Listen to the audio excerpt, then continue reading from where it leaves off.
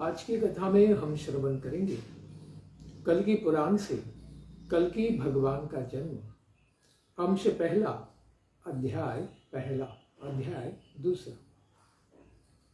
जब कलि के सारे दोषों को अनुभव करते हुए देवता ब्रह्मा जी और माता पृथ्वी ये सब भगवान के पास जाते हैं। पहले तो सब देवता और पृथ्वी माता ब्रह्मा जी के पास जाते हैं। इस प्रकार सूत गोस्वामी कहते हैं कि हे मुनीश्वरों, वहां जाकर वे सभी देवता ब्रह्मा जी की आज्ञा से फिर उनके समक्ष ही बैठ जाते हैं। फिर उन्होंने कलि के द्वारा जो भी दोष उत्पन्न हो गए हैं, जिसके द्वारा धर्म की हानि हुई थी, उसका संपूर्ण वृत्तांत निवेदित किया। दुखित हृदय वाले ऐसे देवताओं के सारे विस्तार पूर्वक वचनों को सुनकर ब्रह्मा जी कहते हैं कि मैं भगवान विष्णु की आराधना करके तुम्हारा सब मनोरथ सिद्ध करता हूं। इस प्रकार कहकर ब्रह्मा जी ने देवताओं को साथ में लिया और गोलोक में निवास करने वाले भगवान श्री हरि की सेवा में वे जा पहुंचते हैं। वहां उन्होंने भगवान की स्तुति की और फिर देवताओं की क्या कामना है उसको भगवान से निवेदित किया। तच्छ्रुत्वा पुंडरीकाक्षो ब्रह्मांडमिदं अब्रवीत।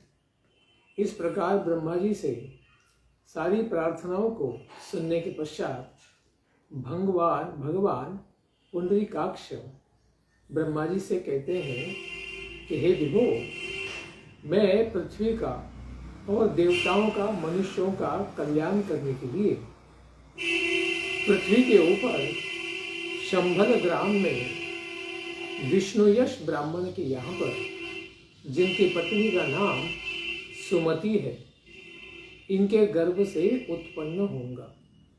हे ब्राह्मण, हम चारों भाई मिलकर उस कलि को नष्ट कर डालेंगे।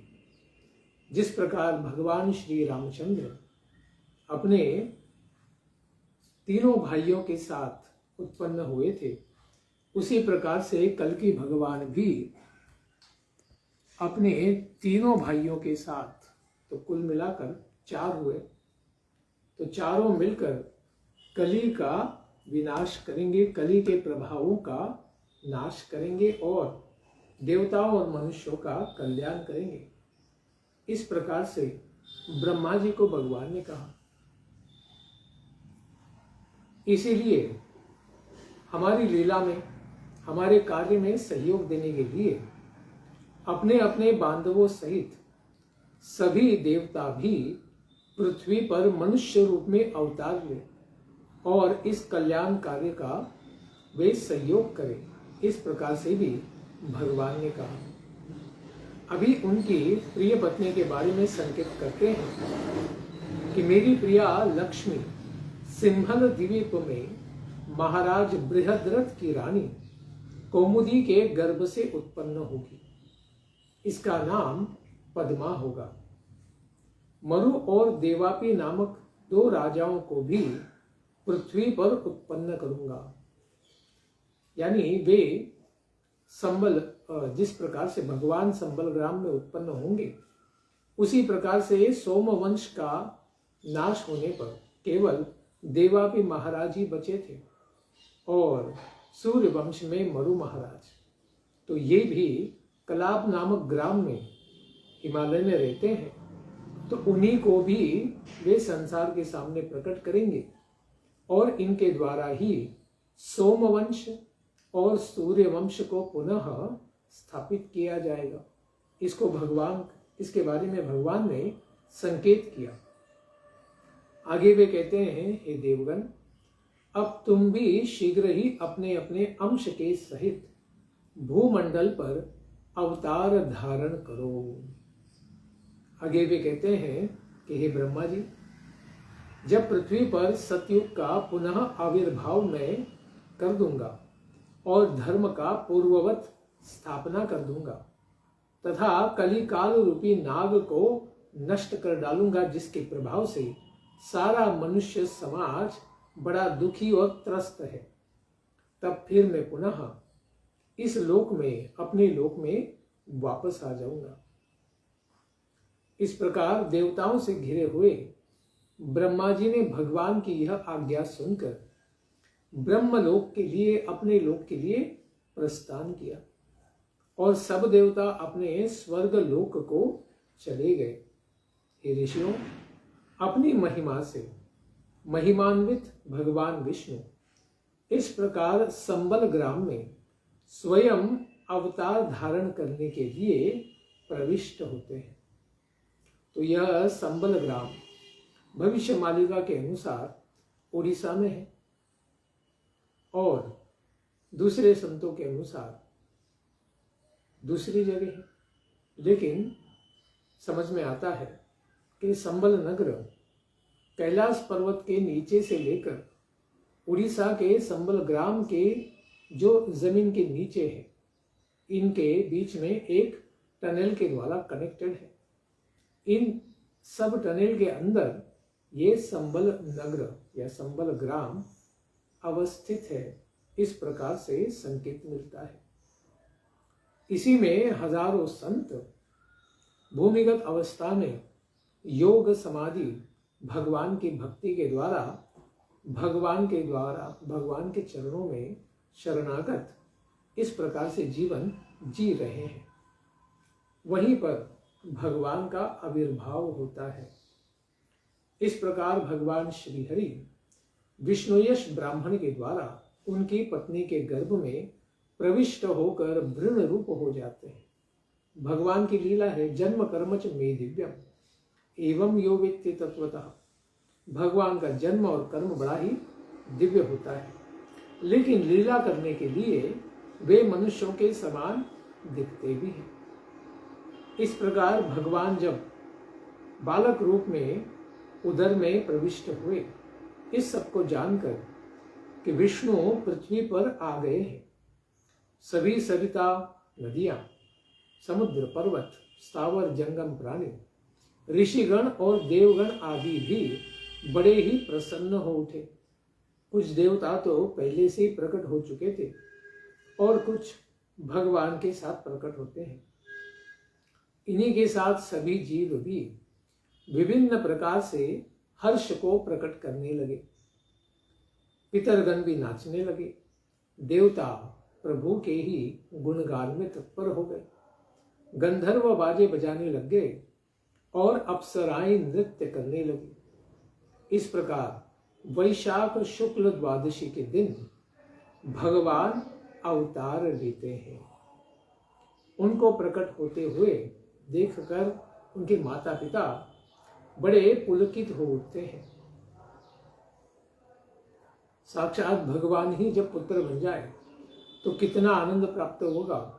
जिस प्रकार से भगवान कृष्ण देवकी और वसुदेव के यहाँ उत्पन्न होने से उन्हें बड़ा आनंद हुआ था, उसी प्रकार कल की भगवान प्रकट होने से अत्यंत प्रसन्न हो गए उनके माता और पिता। भगवान के प्रकट होने पर उनकी धात्री कौन बनी? महाषष्ठी देवी उनकी धात्री बनी। अंबिका ने उनका नाल छेदन किया, गंगा जी ने अपने जल से गर्भक्लेद को हटाया और सावित्री जी ने भगवान के शरीर का मार्जन किया। ये सब मनुष्य रूप में आकर भगवान की सेवा करते हैं। कृष्ण जन्म के समान ही अनंत भगवान के अवतार लेने पर वसुंधरा जी ने दुग्ध सुधा की धारा प्रवाहित कर दी थी। मातृकाओं ने मंगलाचार किया, यानी सब माताओं में अमृतमय दूध प्रकट हो गया और भगवान के प्रति उनका वात्सल्य प्रेम दुग्ध के द्वारा बहने लग गया। इस प्रकार शंभल ग्राम में भगवान के अवतरित होने का समाचार जानकर ब्रह्मा जी ने वायु को आज्ञा दी कि तुम सूतिका गार में जाकर भगवान से इस प्रकार से कहो कि आपके चतुर्भुज स्वरूप का दर्शन तो देवताओं के लिए भी बड़ा दुर्लभ है। अतः हे नाथ, इस चतुर्भुज रूप को छोड़कर आप मनुष्य रूप में आ जाइए, ताकि सारे लोग आपको अपने जैसा मानकर आपसे अत्यधिक प्रेम कर सके। इस प्रकार नहीं तो आप चतुर्भुज रहेंगे तो फिर सब लोग आपको केवल भगवान ही मानेंगे, तो आपके ऊपर वो अधिकार नहीं बता पाएंगे जिस प्रकार से मनुष्य एक दूसरे पर दिखा पाते हैं। इसलिए आप द्विभुजधारी बन जाइए। इस प्रकार सुशीतल सुखद सुगंधित वायु ने यह सब वचन सुनकर द्रुत गति से सूतिका गार में जाकर भगवान से निवेदन किया। ब्रह्मा जी का संदेश प्राप्त होने पर भगवान ने अपना स्वरूप फिर 2 भुजाओं से युक्त बना लिया, और यह सब सुंदर लीला को देखकर माता पिता बड़े विस्मित रह गए। प्रभु की माया में मोहित हुए माता पिता ने समझा कि भ्रम से ही हमने अपने पुत्र को 4 भुजाओं में देखा था, और भगवान के ऐश्वर्य को तुरंत ही वे भगवान की मोहिनी लीला शक्ति के द्वारा भूल भी गए कि भगवान पहले चतुर्भुज रूप में प्रकट हुए थे। फिर उस शंबल ग्राम में सभी पाप ताप नष्ट होने लगे, नित्य नवीन मंगलाचार होने लगे, जिसके द्वारा अत्यंत वैदिक वातावरण उत्पन्न हो गया। सब लोगों में पुण्य कर्म के लिए बहुत ही सुंदर विचार, मंगल विचार उत्पन्न होने लगे। इस प्रकार भगवान को पुत्र रूप में प्राप्त करके पूर्ण कामा सुमति उनकी माता ने ब्राह्मणों को 100 गौ का दान किया। पवित्र हृदय वाले विष्णु यश जी, भगवान कल्कि के पिता, इन्होंने अपने पुत्र के मंगल की कामना से ऋक यजु और सामवेदी ब्राह्मणों को नामकरण के लिए नियुक्त किया, जो देवता ही थे, जो ब्राह्मण का रूप बनाकर आए थे। उन्हीं को उन्होंने नियुक्त किया, क्योंकि कलयुग में ब्राह्मण मिलना भी बड़ा कठिन होता है। इस प्रकार भगवान के शिशु रूप का दर्शन करने के लिए कौन कौन ऋषिगण प्रकट हुए, जो भिक्षुक वेश को धारण करके आए थे मनुष्य रूप में। भगवान परशुराम जी, कृपाचार्य, वेद व्यास, द्रोणाचार्य जी, इनके पुत्र अश्वत्थामा, ये सब भिक्षुक के वेश में वहां पर आ जाते हैं। सूर्य के समान तेजस्वी उन भगवान ईश्वर स्वरूप आगंतुकों को देखकर द्विजवर विष्णु यश ने उन सबका आदरातिथ्य किया, पूजन किया, पाद प्रक्षालन किया, सबको आसन दिया। इस प्रकार भले प्रकार से सुपूजित होते हुए सारे मुनिगण श्रेष्ठ आसनों पर सुखपूर्वक विराजमान हो गए। तब उन्होंने अपने पिता की गोद में बैठे हुए सुंदर बाल गोपाल की तरह ही कल्कि भगवान के दर्शन किए। उन ज्ञानी मुनीश्वरों ने मनुष्य रूप में शिशु स्वरूप भगवान को देखकर उनको नमस्कार किया। तब उन्होंने जान लिया कि कली काल के विनाश के लिए ही भगवान श्री कल्कि जी का अवतार हुआ है। फिर उनका संस्कार करते हुए उनका नामकरण किया गया, जो कली काल के कल्मशों का विनाश करने के लिए आए हैं। ऐसे भगवान का नाम कल्कि रखा गया। इस प्रकार बड़े प्रसन्न मन से वे मुनीश्वर भगवान को बाल रूप में देखकर आशीर्वाद देकर अभीष्ट वचन सब मंत्रों का उच्चारण करते हुए उनके नामकरण विधि को संपन्न करके प्रसाद को प्राप्त करके फिर अपने अपने आश्रम के लिए चले गए। इसके पश्चात कंसारी भगवान माता सुमति के द्वारा भले प्रकार से लालित पालित होते हुए शुक्ल पक्ष के चंद्रमा के समान प्रतिदिन वृद्धि को प्राप्त होने लगे। वे तो साधारण मनुष्य थे नहीं, साक्षात भगवान है। तो बहुत जल्दी उनका शरीर विकसित होता हुआ सा लीला पूर्वक उनकी माता सुमति ने दर्शन किया। भगवान कल्कि के उत्पन्न होने से उनके पूर्व ही माता पिता को बड़े प्रिय गुरु ब्राह्मण का हित करने वाले इनके 3 भाई और उत्पन्न हो चुके थे।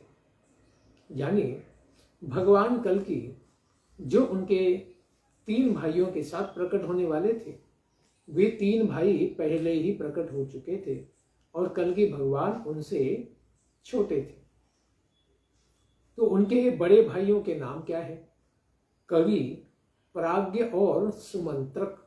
इस प्रकार से उनके बड़े भाइयों के नाम है। भगवान के ही अंश से उनकी जाति में ही उनके अनुगामी साधु स्वभाव वाले एवं धार्मिक प्रवृत्ति वाले गार्ग्य, भर्ग्य और विशाल आदि भगवान से पहले ही उत्पन्न हो चुके थे। ये भी सब देवता हैं जो भगवान की सेवा के लिए उनसे पहले ही प्रकट हो चुके थे। इस प्रकार विशाख यूप नरेश इनके द्वारा परिपालित यह सभी ब्राह्मण भगवान का दर्शन करके संपूर्ण पाप ताप से छूटकर अत्यंत हर्षित हो गए कि अभी भगवान का आगमन हो गया है, तो अभी सब कुछ व्यवस्थित हो जाएगा, इसका उन्हें विश्वास था। फिर अपने कमल नयन एवं सर्वगुण संपन्न पुत्र को अध्ययन करने के योग्य वय वाला हो गए, इसको देखकर विष्णु यश ने उनसे इस प्रकार से कहा कि हे पुत्र, मैं तुम्हारा श्रेष्ठ ब्रह्म संस्कार, उपनयन संस्कार और सावित्री संस्कार का श्रवण कराऊंगा। फिर तुम वेदों का अध्ययन करना। ब्राह्मण परिवार में जन्म हुआ था तो अवश्य ही उनके ऊपर इस प्रकार के वैदिक संस्कार होने बड़े आवश्यक उनके पिता ने माने। इस प्रकार पिताजी के वचन को सुनकर कल्कि भगवान ने उनसे पूछा कि वेद क्या है, सावित्री क्या है। फिर सूत्र से संस्कारित पुरुष ब्राह्मण सज्ञक किस प्रकार से होता है। हे तात, यह सब आप मुझे विस्तार से बताइए। तो पिता महाराज विष्णु यश बाल कल्कि से कहते हैं कि वेद भगवान विष्णु की वाणी है। धर्मम तो साक्षात भगवत प्रणीतम, भगवान ने जो प्रसारित किया है उसी को धर्म कहते हैं। ओंकार स्वरूप भगवान नारायण का हुम नाद ही यह वेद है, ओंकार ही वेद है। इस प्रकार से विष्णुवाणी ही वेद रूपा है। सावित्री ही प्रतिष्ठा एवं वेद माता है। त्रिगुण सूत्र को 3 धागों के द्वारा बने हुए इस ब्रह्म सूत्र को, त्रिगुण सूत्र को त्रिवृत्ताकार करके धारण करने पर जो अभिमंत्रित होता है गायत्री मंत्र के द्वारा, जो वेद स्वरूपा है, इसको धारण करने पर आप ब्राह्मण नाम से प्रतिष्ठित हो जाते हो। खास करके ब्राह्मण तो परमावधि है। पहले तो उपवित नयन संस्कार होकर ब्रह्मचारी का व्रत है। ब्रह्मचरति इति ब्रह्मचारी, ब्रह्म में ही वेदों में विचरण करने वाले को ही ब्रह्मचारी कहते हैं। इस प्रकार वेदों को पूरी तरह ज्ञान प्राप्त करने वाला क्या हो जाता है, पहले तो विप्र अवस्था, फिर पूरी ज्ञान अवस्था में पंडित अवस्था, और फिर उस ब्रह्म को, वेदों को अंगीकार कर लेने के पश्चात, पूरी तरह आत्मसात कर लेने के पश्चात वह ब्राह्मण, ब्रह्म को जानने वाला ब्राह्मण बन जाता है। तीनों लोकों के पोषक एवं 10 यज्ञ द्वारा संस्कृत ब्रह्मवादी जो ब्राह्मण है, उन्हीं के पास वेद उनके हृदय में निवास करते हैं। यही 10 संस्कार वाले विप्र वेद, तंत्र और शास्त्र आदि के विधान से फिर यज्ञ, अध्ययन, दान, तप, स्वाध्याय, संयम आदि के सहित भक्ति करते हुए भगवान श्री हरि को प्रसन्न करते हैं। स्पष्ट रूप से यहाँ पर प्रमाण है कि ब्राह्मणों को भगवान नारायण श्री हरि का भक्त होना ही अपेक्षित है। इसीलिए ब्राह्मणों, बांधवों आदि के सहित किसी शुभ दिन में तुम्हारा उपनयन संस्कार करना चाहता हूं।